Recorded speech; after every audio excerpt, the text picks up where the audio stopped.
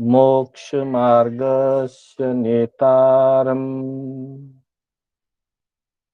भेतारम् कर्मभूभृता ज्ञातारम् विश्वतत्त्वानां वन्दे तद्गुणलब्धये वन्दे तद्गुणलब्धये। अनंत उपकारी आस्था के आयाम चरम तीर्थंकर श्रमण भगवान महावीर को वंदन।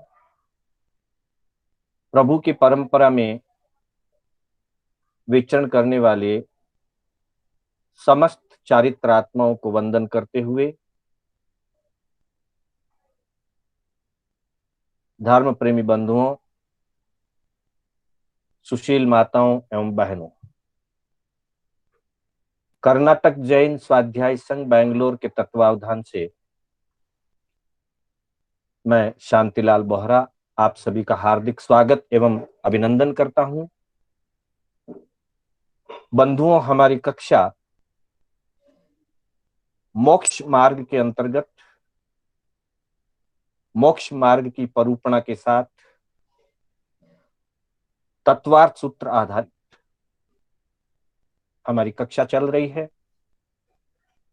और हम तत्वार्थ सूत्र के चौथे अध्याय में अपना ज्ञान देव स्वरूप के संबंध में जानकारी ले रहे हैं। देव स्वरूप का वर्णन और साथ ही चौथे अध्याय में ऊर्ध्व लोक के स्वरूप का वर्णन चला। उसके बाद देवगति के विभिन्न विभागों में कौन कौन सी लेस्या होती है और कितनी कितनी स्थिति होती है, इसका विषय चल रहा है। कल तक हमने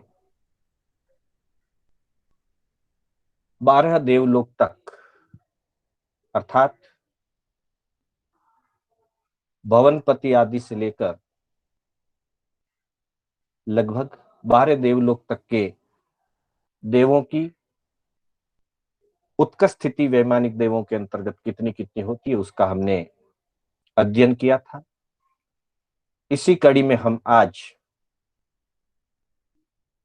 आगे के जो देवलोक हैं,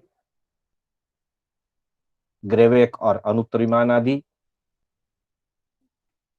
उनकी चर्चा करेंगे और साथ ही जिनकी चर्चा हमने उत्कर्ष स्थिति की है, उन सभी की जगन्य स्थिति की चर्चा करेंगे और साथ ही नरक गति के अंदर जगन्य स्थिति कितनी कितनी होती है, उसका भी आज विवेचन इन सूत्रों में आएगा। आज हम चौथे अध्याय के 38वें सूत्र से 44वें सूत्र तक की चर्चा करने का भाव रखते हैं।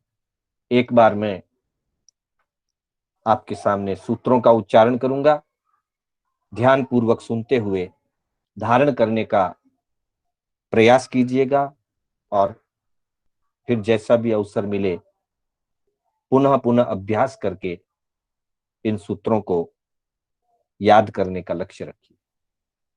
तो बंधुओं, चौथे अध्याय के 38वें सूत्र से हम उच्चारण प्रारंभ कर रहे हैं।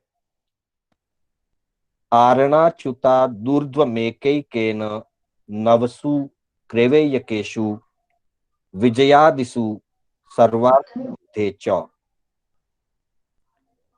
आरणाच्युता दूर्ध्वमेकैकेन नवसु ग्रैवेयकेषु विजयादिषु सर्वार्थ सिद्धे च। अगला सूत्र है 39वां। अपरा पल्योपम मदिकम च। अपरा पल्योपम मदिकम च। 40वां सूत्र। सागरोपमे, सागरोपमे। फिर 41वां सूत्र है अधिके च, अधिके च। 42वां सूत्र परतः, परतः पूर्वा पूर्वानंतराः, परतः परतः पूर्वा पूर्वानंतरा। और आखिरी दो सूत्र आज के विवेचन के, वो नरक गति से संबंधित है। नारकाणाम च द्वितीयादिषु, नारकाणाम च द्वितीयादिषु 10 वर्ष सहस्राणि प्रथमायाम, 10 वर्ष सहस्राणि प्रथमायाम। तो बंधुओं, इस तरह से हमने इन 7 सूत्रों का उच्चारण किया। अब क्रमशः एक एक सूत्र की हम चर्चा करेंगे। तो सबसे पहले 38वें सूत्र की तरफ हम आगे बढ़ते हैं। चौथे अध्याय का 38वां सूत्र आरणाच्युता दूर्ध्वमेकैकेन विजयादिषु सर्वार्थ सिद्धे च। जब हम इसका संधि विच्छेद करते हैं तो आरणा अच्युतात, आरण अच्युतात, ऊर्ध्वम एक एकेन नवसु ग्रैवेयकेषु विजयादिषु सर्वार्थ सिद्धे च। बंधुओं, आपको याद होगा कल हमारा जो 37वां सूत्र था, कल की क्लास का आखिरी सूत्र विशेष त्रिसप्तदश एकादश त्रयोदश पंचदश विरधिकानि च, उस सूत्र को साथ में जोड़ते हुए हम आज के सूत्र की चर्चा करेंगे। कल के सूत्र में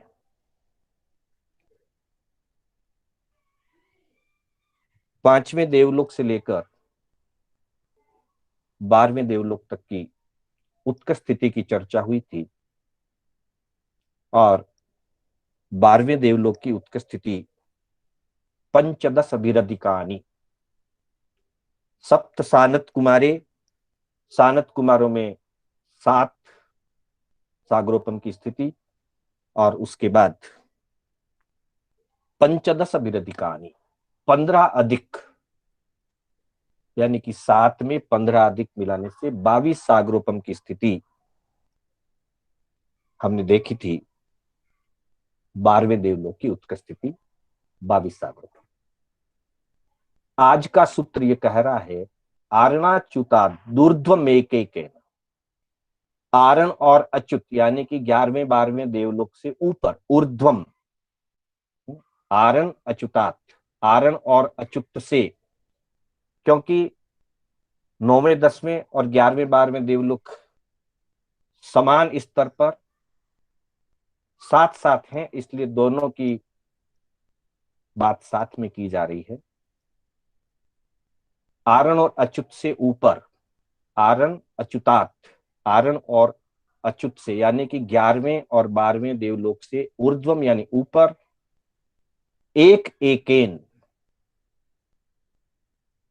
एक सागरोपम की वृद्धि, एकेन यानी एक एक में, अगले एक एक स्थान पर एक एक सागर की वृद्धि होती रहेगी। कहां? नवसु ग्रेवेयकेषु, 9 प्रकार के ग्रेवेयकों में, अर्थात 22 सागर से एक एक सागर बढ़ता हुआ 9 ग्रेवेयकों में, सभी नवसु ग्रेवेयकेषु, 9 भी ग्रेवेयकों में 22 के बाद 23 24 ऐसे वृद्धि होती जाएगी।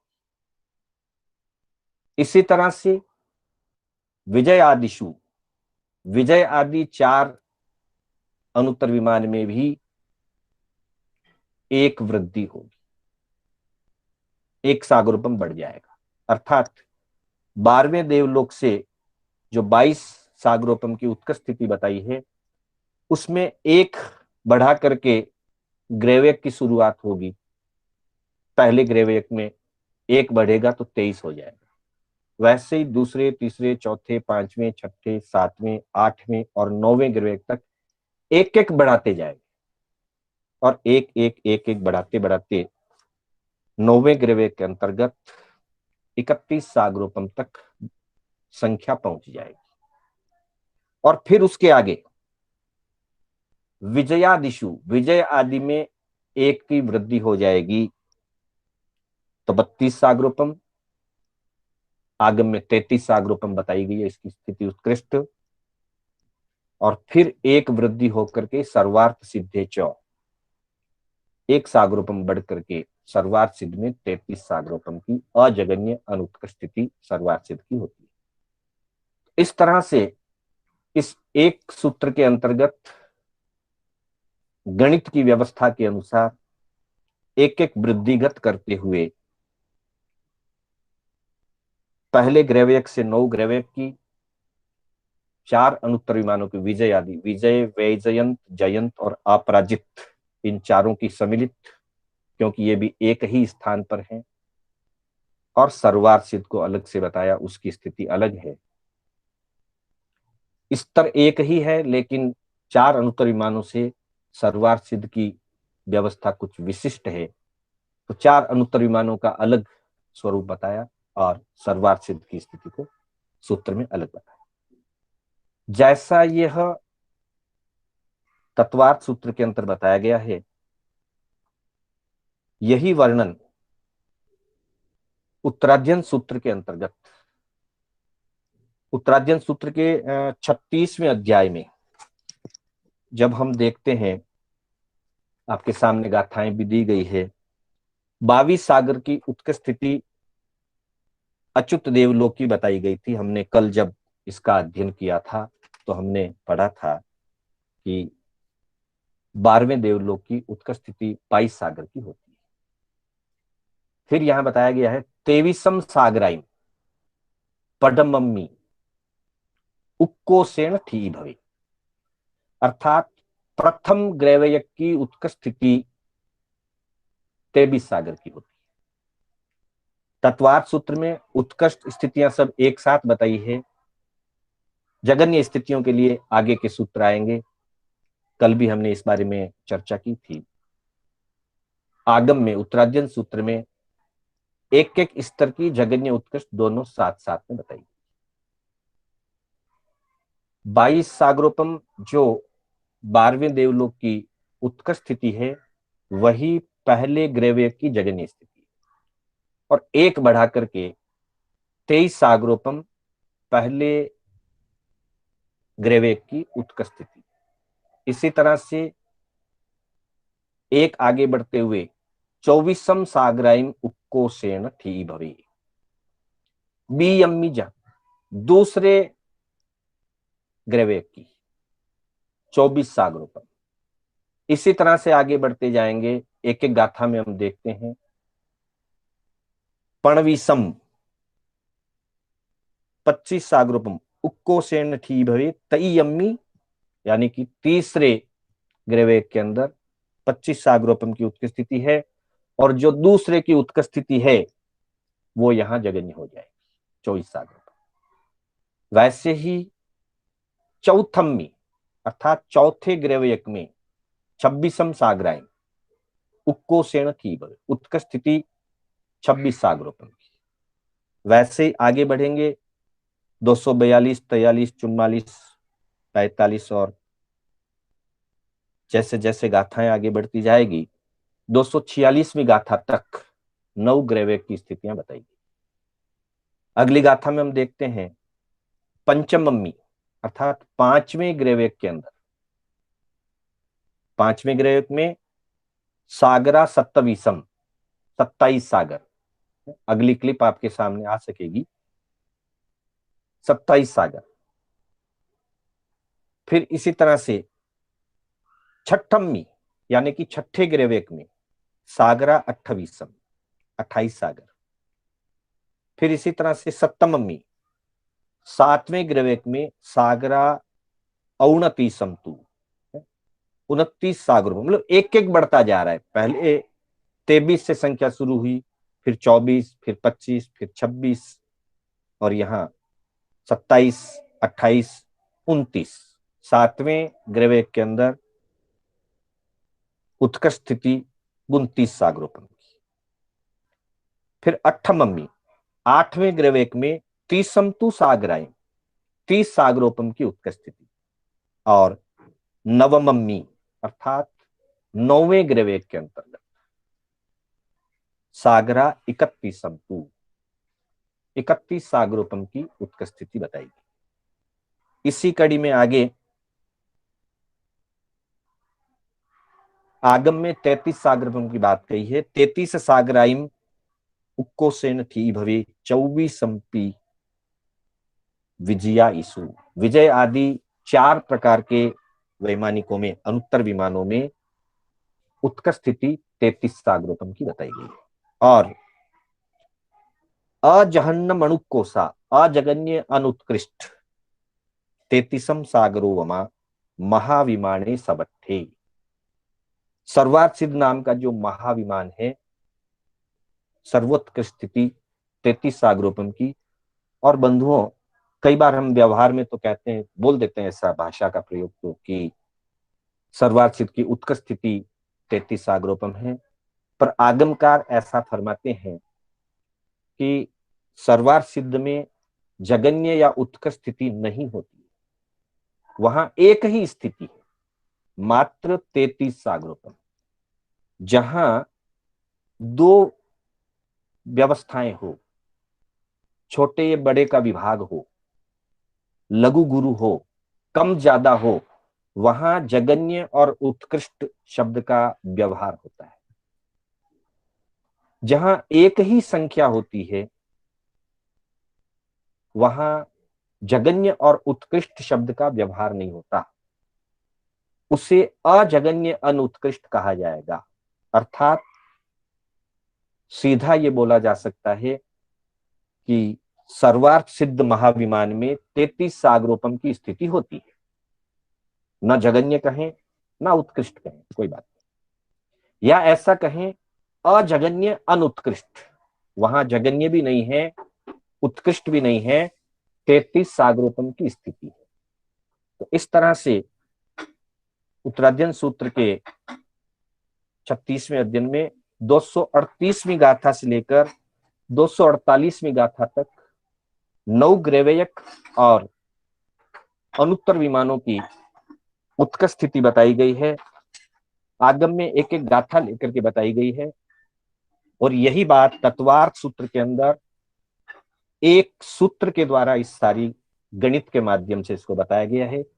कैसे ये गणित बनती है, चार्ट के अंदर हम देख सकते हैं। अगला चार्ट जब हम देखेंगे, उस चार्ट में हम देखते हैं कि सबसे पहले आधार वही रहेगा गणना पद्धति का, जो तत्वार्थ सूत्र के अंतर्गत चौथे अध्याय के 37वें सूत्र की 12वें देवलोक की जो स्थिति बताई गई, 11वें 12वें देवलोक की 22 सागरोपम की जो स्थिति बताई है, उसी में 38वें सूत्र को जोड़ते हुए 37वें सूत्र के अंदर लास्ट की जो स्थिति बताई 22 सागरोपम की, और 38वें सूत्र में कहा गया है आरणाच्युता दूर्ध्व में के न, आरण और अच्युत से ऊपर एक एक वृद्धि करते हुए, एक एक सागरोपम की वृद्धि करते हुए एक एक स्थान में, जिसमें नवसु ग्रहवेयकेशु 9 ग्रहवेयक, विजयादिशु विजय आदि 4 विमान, सर्वार्थ सिद्धि और सर्वार्थ सिद्ध, अर्थात 9 स्तर होंगे ग्रहवेग के। 10वां स्तर हो जाएगा विजय आदि 4 विमानों का, और 11वां स्तर होगा सर्वार्थ सिद्ध का।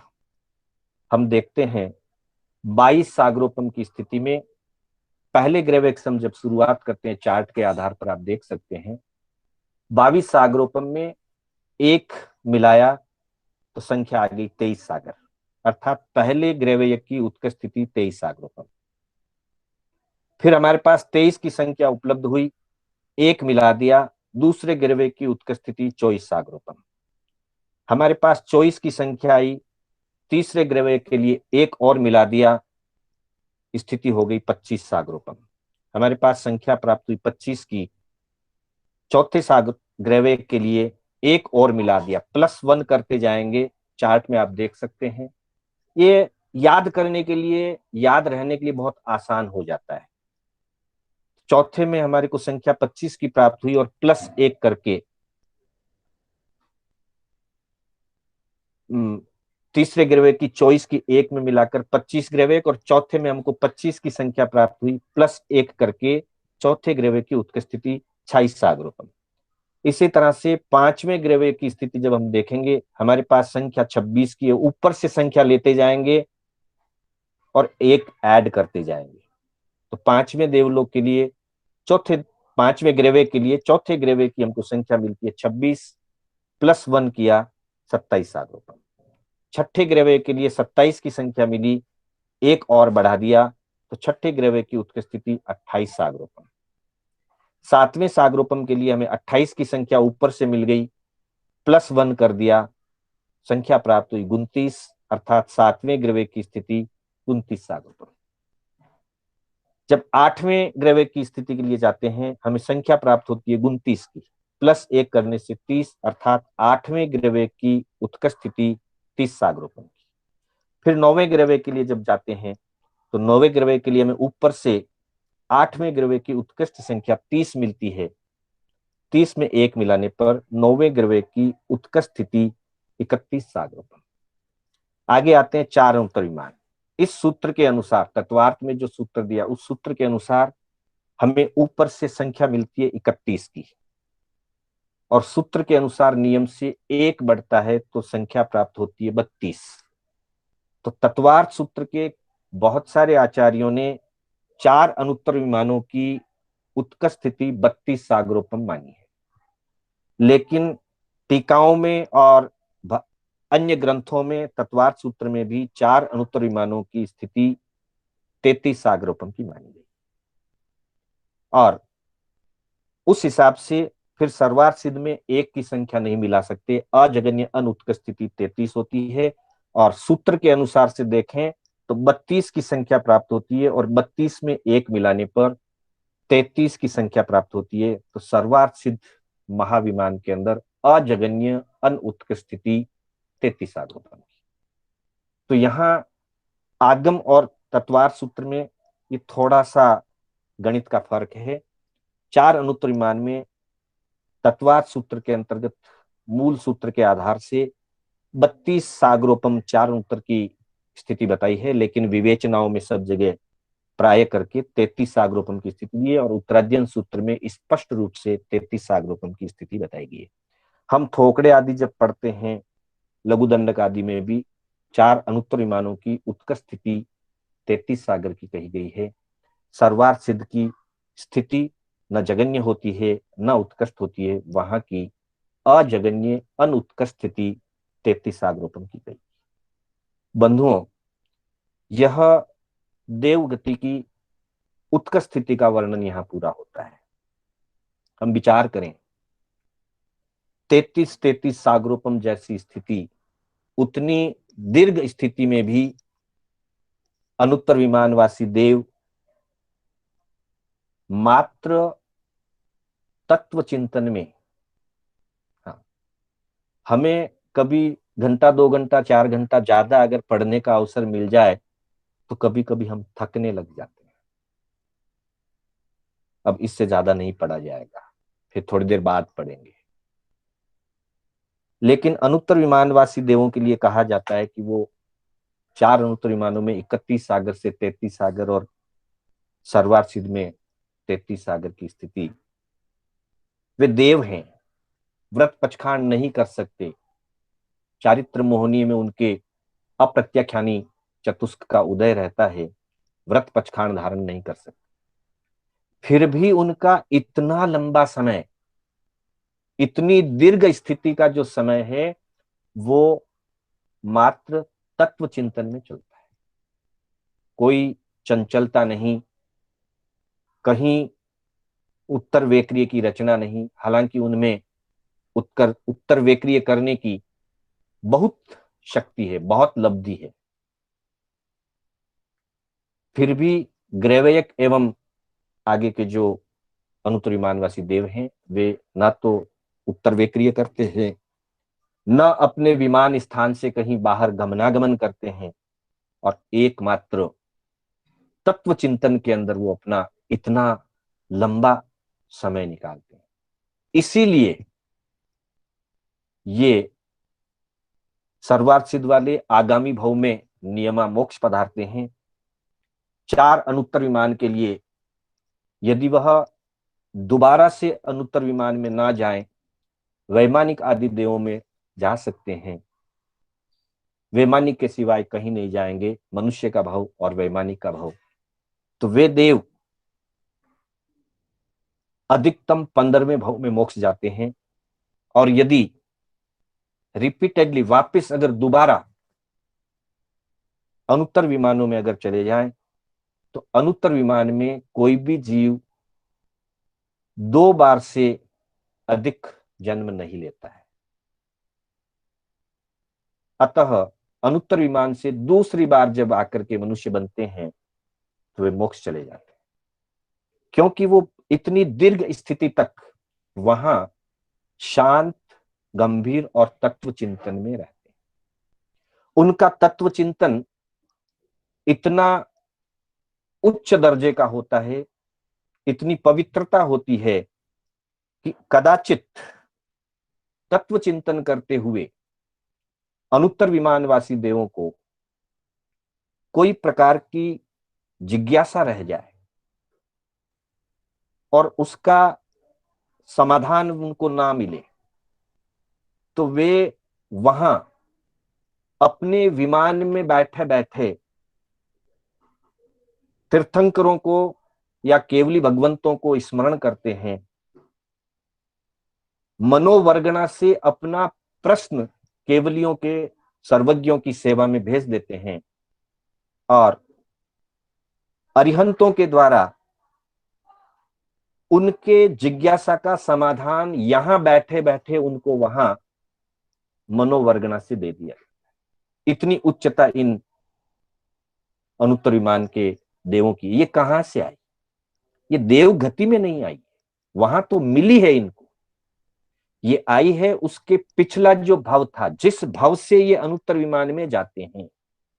अर्थात अनुत्तर विमान में जाने से पहले वाला जो मनुष्य भव होता है, जिस मनुष्य भव में नियमा ये संयमी होते हैं, सर्वविरति होते हैं, द्रव्य और भाव से निरतितार संयम आराधना करते हैं, और तब उच्च आराधना करते हुए, निरतिचार आराधना करते हुए, अप्रमत्त दशा में रहते हुए आयुष्य पूर्ण करते हैं, तब कहीं ऐसे ऊंचे स्थानों पर पहुंचते हैं कि वहां पर भी वो तत्व चिंतन में और शांतता में इतना दीर्घ आयु, दीर्घ स्थिति निकालते हैं। इससे हमको एक संदेश मिलता है, क्योंकि पढ़ने का सार यही है, सीखने का सार यही है कि यहां से हम कुछ दिशा निर्देश प्राप्त करें। हमें यह संदेश मिलता है कि वे देव होकर के भी इतने तत्व चिंतन में रहते हैं, शांत, धीर, गंभीर बने रहते हैं। हम तो मनुष्य हैं। जिन वाणी से युक्त परिवार में और आर्य क्षेत्र में हमको जन्म मिला है, हमें अपने समय का सदुपयोग जितना हो सके उतना श्रुत आराधना में लगाना चाहिए, क्योंकि श्रुत आराधना से सम्यक्त्व दृढ़ होता है और श्रुत आराधना से चारित्र की तरफ गति बढ़ती है। ज्ञान से चारित्र की तरफ आगे जाने का अवसर बहुत आसानी से मिल सकता है। तो इस तरह से हमने देवों की उत्कर्ष स्थिति की चर्चा की। अगले सूत्र के अंतर्गत हम देवों की जगन्य स्थिति की चर्चा हम करने जा रहे हैं। हमारे सामने 39वां, 40वां, 41वां सूत्र उपलब्ध है, जो जगन्य स्थितियों का परिचय करा रहा है। 39वें सूत्र में कहा है, अपरा पल्योपम मदिकम च, अपरा पल्योपम अधिकम च, और इसकी संधि विच्छेद है अपरा पल्योपमम अधिकम च, अपरा पल्योपमम अधिकम च। अर्थात वैमानिक देवों की बात चल रही है, वैमानिक देवों की स्थितियां चल रही है, आयु स्थिति, उत्कर्ष स्थितियां हमने पढ़ी। अब जगन्य स्थिति की बात आ रही है। जो क्रम हमने पूर्व के सूत्रों में देखा था, वही क्रम हमें यहां पर भी ध्यान देना होगा। सौधर्मादिषु यथाक्रमम, 33वें सूत्र के साथ इस सूत्रों की कनेक्टिविटी रहेगी। 33वां सूत्र जो हमारा है, सौधर्मादिषु यथाक्रमम, बस यहीं से इनको वापस जोड़ते जाना है। अपरा पल्योपम अधिकम च, यानी कि सौधर्म आदि देवलोकों में जगन्य स्थितियां इस प्रकार रहेगी। सबसे पहले बताया पल्योपमम, यानी कि एक पल्योपम, अर्थात सौधर्म देवलोक में, पहले देवलोक में जगन्य स्थिति एक पल्योपम की होगी। और फिर कहा है अधिकम च, अर्थात दूसरे देवलोक की जगन्य स्थिति एक पल्योपम और कुछ अधिक होगी। पहले हमने जो स्थितियां की थी वो उत्कर्ष स्थितियों की चर्चा की थी, अब जगन्य स्थितियों की चर्चा चल रही है। तो पहले देवलोक की जगन्य स्थिति एक पल्योपम। हाँ, अपरा शब्द का अर्थ होता है जगन्य और परा शब्द का अर्थ होता है उत्कृष्ट। तो वहां पहले परा स्थितियां बताई थी, अब अपरा स्थितियां बता रहे हैं। पहले देवलोक की एक पल्योपम और दूसरे देवलोक की पल्योपमम अधिकम च, एक पल्योपम से कुछ अधिक। फिर आगे बढ़ते हैं, सागरोपमे, 34वें सूत्र की चर्चा करते हुए हमने इस बात का ध्यान किया था कि सागरोपमे, ये सागरोपम शब्द का द्विवचन है, अर्थात दो सागरोपम, यानी कि यथाक्रम से सौधर्मादिषु यथाक्रमम, हम आगे बढ़ेंगे। पहला देवलोक हो गया, दूसरा देवलोक हो गया, तो यथाक्रम से तीसरा देवलोक होता है। तो तीसरे देवलोक की अपरा शब्द सब के साथ जुड़ता जाएगा सागरोपमे, यानी कि तीसरे देवलोक की जगन्य स्थिति सागरोपमे, दो सागरोपम होती है। और अधिके च, और अधिक, यानी कि चौथे देवलोक की जो उत्कर्ष स्थिति होती है वो अधिक च, कुछ अधिक, किससे? 40वें सूत्र में बताए गए दो सागरोपम से कुछ अधिक। अर्थात इन तीन सूत्रों में अपरा पल्योपम अधिकम च सागरोपमे अधिक च, इन तीन सूत्रों में पहले, दूसरे, तीसरे, चौथे देवलोक की जगन्य स्थितियां बताई गई है। पहले देवलोक की जगन्य स्थिति एक पल्योपम, दूसरे देवलोक की जगन्य स्थिति एक पल्योपम से कुछ अधिक, यानी कि एक पल्योपम जाजेरी।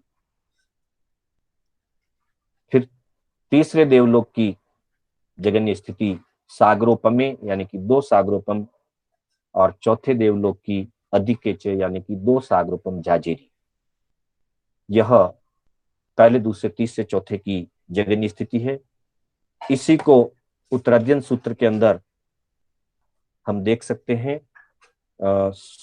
36वां अध्याय, गाथाएं हैं हमारे सामने, 226, 27, 28 और 29, इन चार गाथाओं में अगली क्लिप में आप देख सकते हैं कि पहले से चार चौथे देवलोक तक स्थितियां किस प्रकार से उत्तराधीन बताई गई है।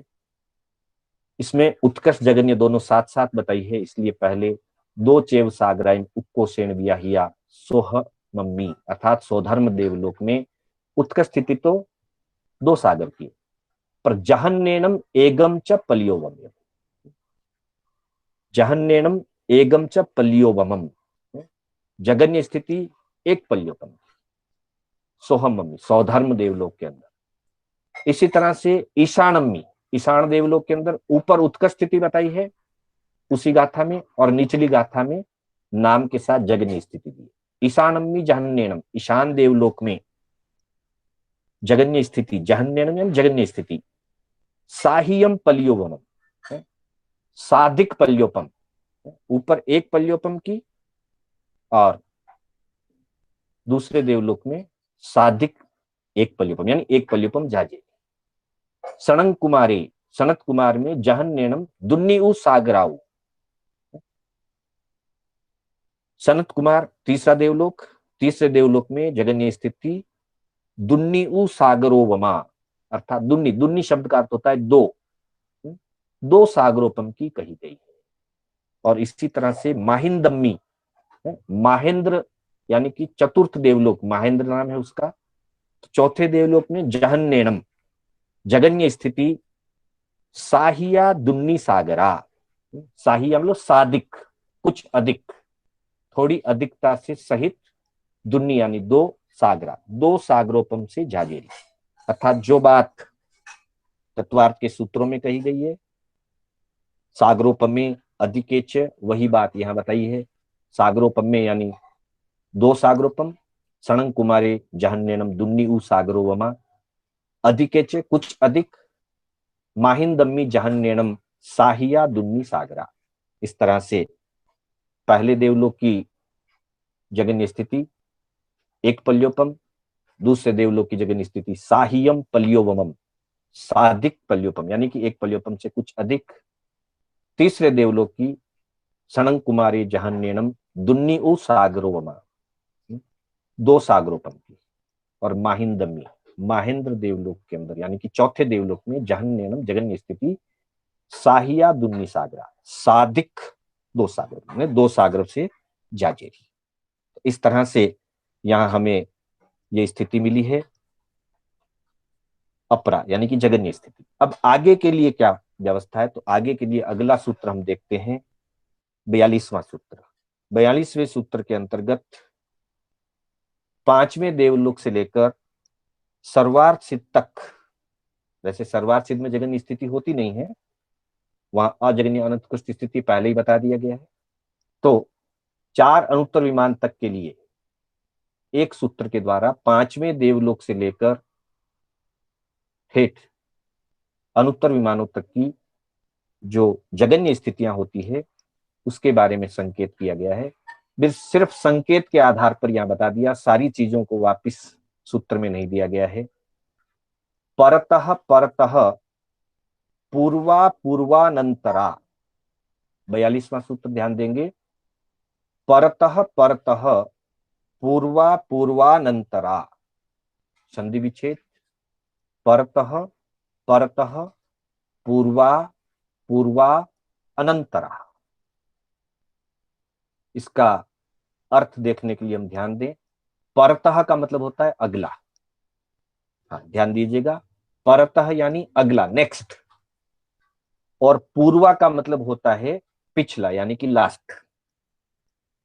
तो इस सूत्र को हम ध्यान दें, परतः परतः पूर्वा पूर्वानंतरा, यानी कि परतः परतः यानी अगले अगले में, पूर्वा पूर्वा यानी पिछला पिछला, अनंतरा आगे आगे के लिए, यानी कि पूर्व पूर्व देवलोक में जो स्थिति उत्कृष्ट है वही स्थिति अगले अगले देवलोक के लिए जगन्य हो जाए। वापिस ध्यान दीजिएगा, जो स्थिति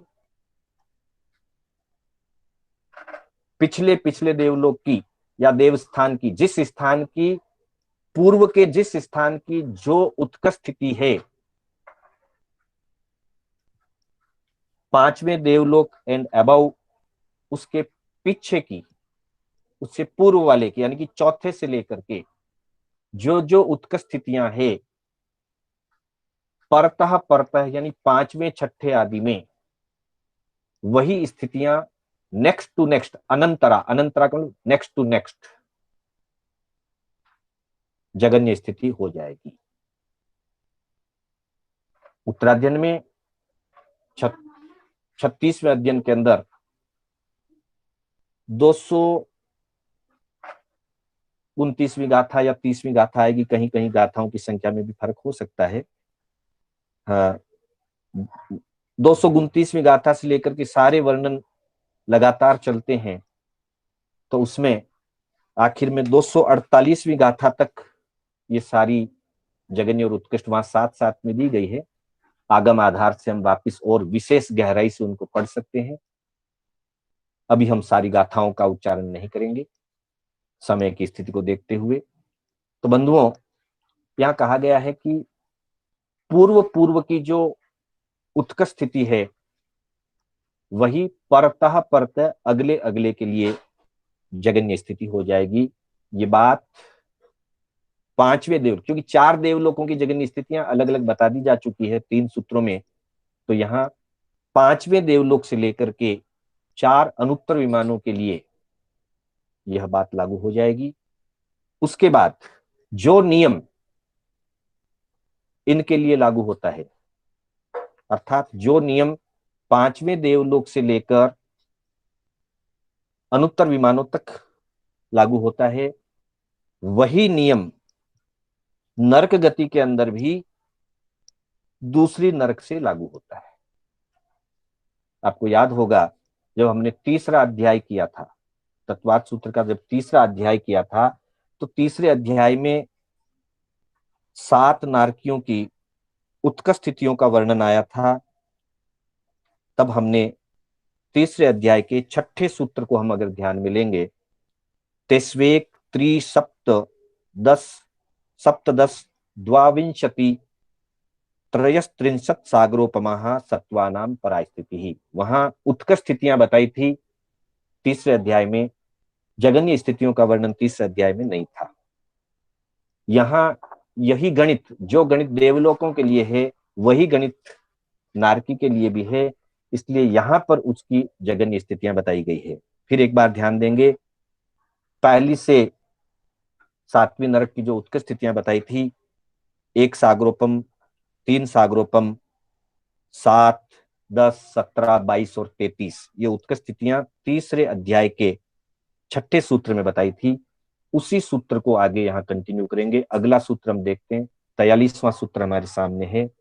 43वें सूत्र में कहा गया है, नारका नाम च द्वितीयादिशु, अर्थात जो नियम देवलोकों में 5वें देवलोक से लागू हुआ कि पूर्व पूर्व की उत्कर्ष स्थिति अगले अगले के लिए जगन्य हो जाती है, वही व्यवस्था, वही नियम नरक गति के अंदर द्वितीय आदिशु, दूसरी आदि नरकों में यह नियम लागू होता है। यानी कि दूसरी आदि नरकों में पहले पहले की जो उत्कर्ष स्थितियां है वो दूसरी आदि नरकों में जगन्य स्थितियां हो जाएगी।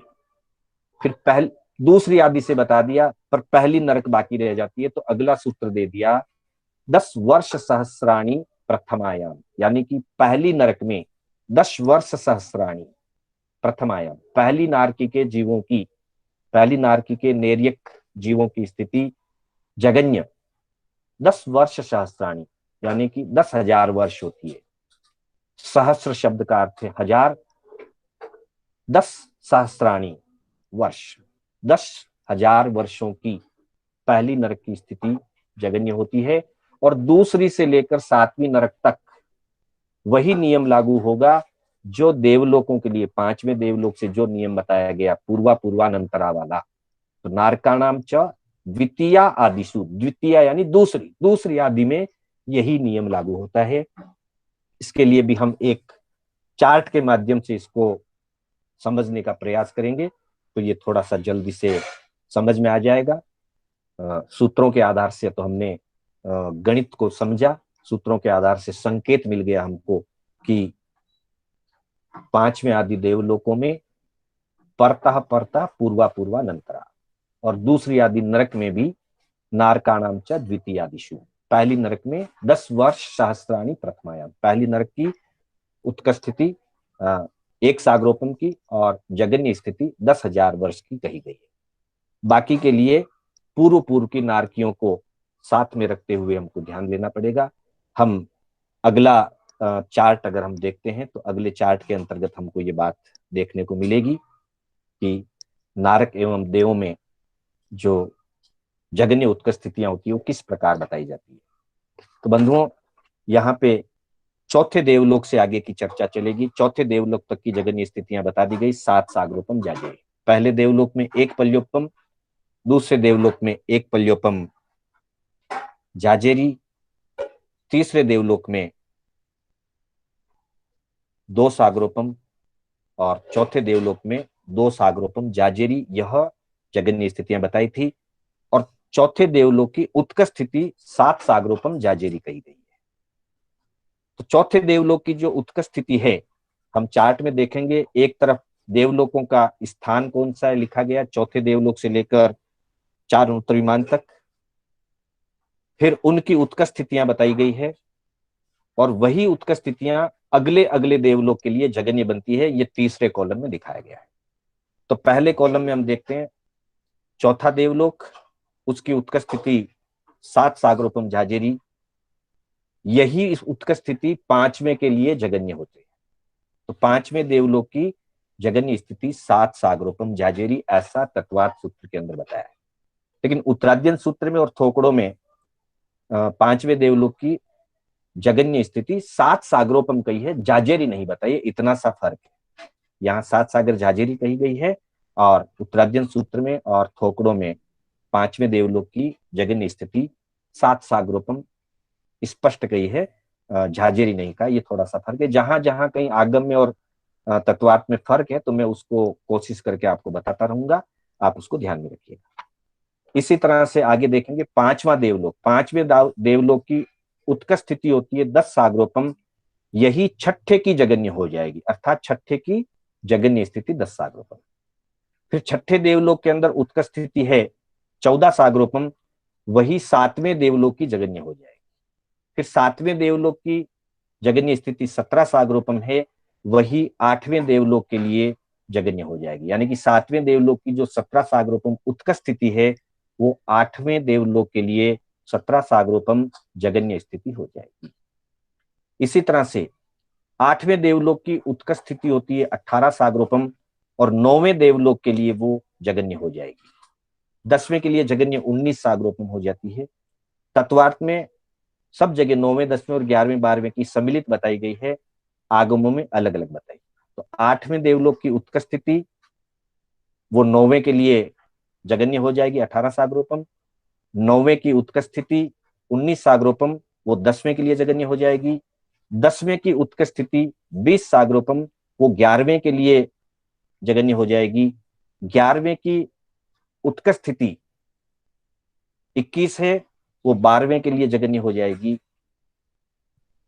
और फिर जो 12वें की उत्कर्ष स्थिति है 22 सागरोपम, 12वें देवलोक की उत्कर्ष स्थिति 22 सागरोपम है।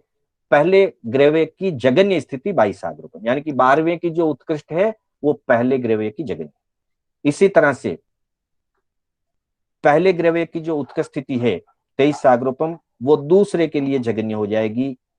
फिर इसी क्रम से आगे बढ़ते बढ़ते दूसरे की उत्कर्ष स्थिति तीसरे के लिए जगन्य, तीसरे की उत्कर्ष स्थिति चौथे के लिए जगन्य, चौथे की उत्कर्ष स्थिति 26 सागरोपम, 5वें के लिए जगन्य स्थिति 26 सागरोपम, 5वें की उत्कर्ष स्थिति 27 सागरोपम, छठी ग्रहवेक में जगन्य स्थिति 27 सागरोपम, छठे ग्रहवेक की उत्कर्ष स्थिति 28 सागरोपम होती है, वही 7वें ग्रहवेक के लिए जगन्य हो जाएगी 28 सागरोपम।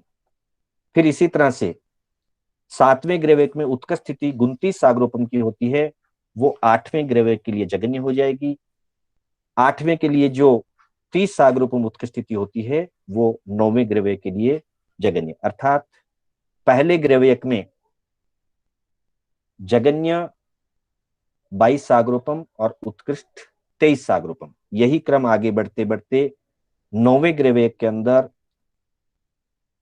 जगन्य स्थिति 30 सागरोपम की और उत्कृष्ट स्थिति 31 सागरोपम की, और जो 31 सागरोपम 9वें ग्रहवेक की उत्कृष्ट स्थिति बताई है वही 4 अनुत्तर विमानों के लिए जगन्य स्थिति हो जाएगी। 31 सागरोपम जो है 9वें ग्रहवेक की उत्कृष्ट स्थिति है, यही उत्कृष्ट स्थिति 4 अनुत्तर विमानों के लिए 31 सागरोपम की जगन्य स्थिति होगी। यानी कि 9वें ग्रहवेक की जो उत्कृष्ट स्थिति है उससे आगे की अवस्था 4 अनुत्तर विमानों के लिए हो जाएगी 31 सागरोपम जगन्य स्थिति, और 4 अनुत्तर विमानों की उत्कर्ष स्थिति आगम में 33 सागर कही है और तत्वार्थ सूत्र के अंदर कहीं 32 बताई है, कहीं 33 भी बताई, कुछ ग्रंथों में 32 बताई है, कुछ ग्रंथों में 33। और जो 32 की दृष्टि से अगर देखें तो 31 और 32 होती है। और आगे सर्वार्थ सिद्ध विमान के अंदर जगन्य स्थिति और उत्कृष्ट स्थिति होती नहीं है, एकमात्र 33 सागरोपम की अजगन्य अनुत्कृष्ट स्थिति होती है। ये देवलोकों की बात है। फिर नरक के लिए कहा कि नारकाणाम च द्वितीयादिषु, पुनः अपन उस सूत्र पे ध्यान देंगे, नारकाणाम च द्वितीयादिषु, 43वां सूत्र। नारक नरक के जीवों के लिए, नरक के नरकीय जीवों के लिए यह नियम जो पहले की उत्कृष्ट अगले की जगन्य होती है, वो दूसरे नरक से ये नियम लागू होता है। तो हम यहाँ देख रहे हैं वापिस इसी चार्ट में नीचे की ओर, जो चार्ट अभी हमने देवलोकों के लिए देखा, उसी चार्ट को हम आगे नीचे देख रहे हैं। सर्वार्थ सिद्ध की स्थिति बता दी, 33 सागरोपम अजगन्य अनुत्कृष्ट, क्योंकि सर्वार्थ सिद्ध में जगन्य स्थिति होती नहीं है, इसलिए 4 अणुत्तर विमानों की 33 सागरोपम की स्थिति है, वही यहाँ पे अजगन्य अनुत्कृष्ट स्थिति है। फिर हम देखते हैं पहली नरक की उत्कृष्ट स्थिति 1 सागरोपम बताई गई थी। सूत्र नंबर मतलब अपने तीसरे अध्याय का 6ठा सूत्र, तेष्वेक त्रिसप्तदश सप्तदश द्वाविंशति त्रयस्त्रिंशत् सागरोपमा सत्वानाम परास्थिति, उसके अंतर्गत पहली नरक की उत्कृष्ट स्थिति 1 सागर की बताई गई थी।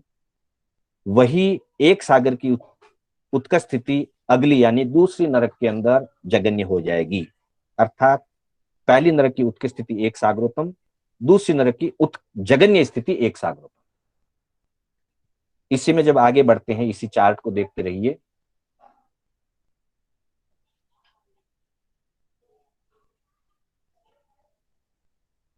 हाँ, किसी ने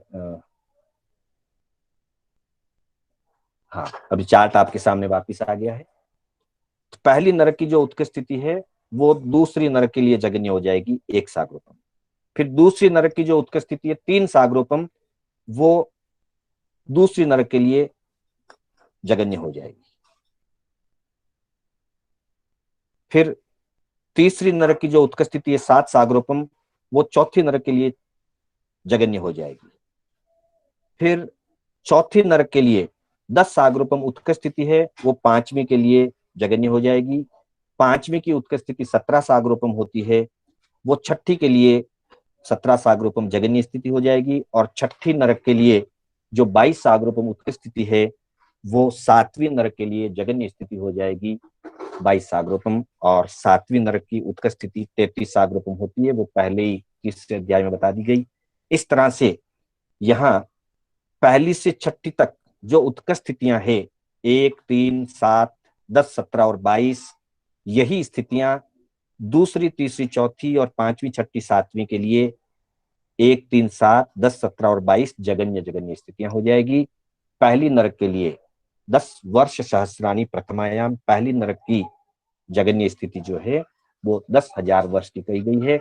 इस तरह से इन सूत्रों में मात्र संकेत और गणित के तालमेल के आधार से छोटे छोटे सूत्रों के अंतर्गत सारी उत्कृष्ट और जगन्य स्थितियों को संक्षिप्त में बता दिया गया है।